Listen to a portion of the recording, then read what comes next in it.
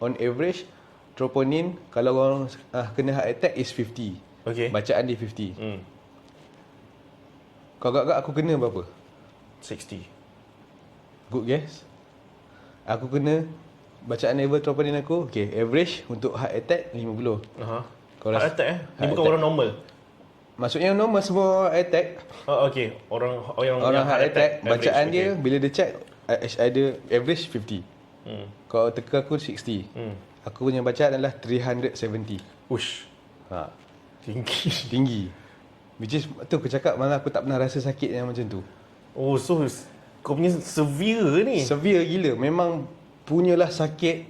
Aku pun tahan. Ingat biasalah. Tahan.